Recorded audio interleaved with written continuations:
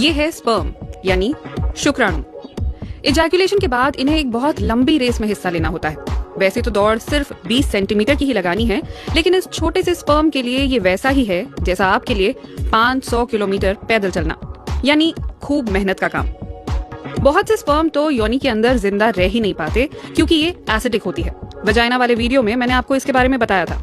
इसके अलावा immune system कीटाणु समझकर इनकी जान लेने लगता है, यानी इस सिलेक्शन प्रोसेस के अगले राउंड में वही पहुंच पाता है जो फिट है। यहाँ स्पर्म अपनी मंजिल की तरफ बढ़ रहे होते हैं और वहाँ एग फेलोपियन ट्यूब से नीचे आना शुरू करता है। सेक्स के दौरान जब महिला को ऑर्गेज्म होता है तो वजाइना, यूटेरस और सर्विक्स तीनों एक साथ कॉन्ट्रैक्ट होने लगते हैं। इसका मकसद होता है स्पर्म्स को आसानी से अंदर धकेलना। जब तक ये कॉन्ट्रैक्शन चलता है, स्पर्म बिना मेहनत के तैरते रहते हैं, पर जैसे ही ये रुकता है, इन्हें अपनी मोटर ऑन कर बिना किसी मदद के खुद ही आगे बढ़ना पड़ता है। इजैकुलेट यूं तो चिपचिपा होता है, लेकिन यूटेरस के अंदर पहुंचकर इसकी चिपचिपाहट कम हो जाती है, जिससे शुक्राणुओं के लिए तैरना आसान बन जाता है। और फिर यूटेरस की दीवारें रास्ता दिखाने में मदद भी करती हैं।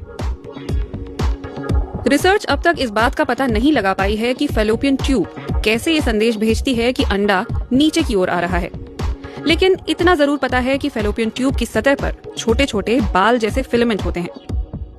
ये मिलकर अंडे को धकेलते हैं ताकि वो स्पर्म के पास पहुंच सके। वैसे कई स्पर्म तो रास्ता भटक जाते हैं और फेलोपियन ट्यूब में ही अटक कर रह जाते हैं। इस दौरान अंडा प्रोस्टाग्लैंडिस नाम का एक केमिकल रिलीज करता है। ये केमिकल स्पर्म्स को सही रास्ता दिखाने का काम करता है। अब मंजिल ज्यादा दूर नहीं है। अंडे की सतह पर ग्लाइकोप्रोटीन्स होते हैं। स्पर्म को बस वहीं खुद को अंडे से जोड़ लेना है। और अब आखिरी काम बचा है। पूरा जोर लगाकर सिर अंडे के अंदर घुसाना है और पूंछ को वहीं बाहर ही छोड़ देना है। जैसे ही कोई स्पर्म ये करने में कामयाब होता है, अंडा अपनी बाहरी परत को सील कर देता है, यानी रेस खत्म। सेकंड, थर्ड, फोर्थ पोजीशन पर आने वालों का यहाँ कोई काम नहीं है। वो बाहर बैठकर अपनी परफॉर्मेंस को कोस सकते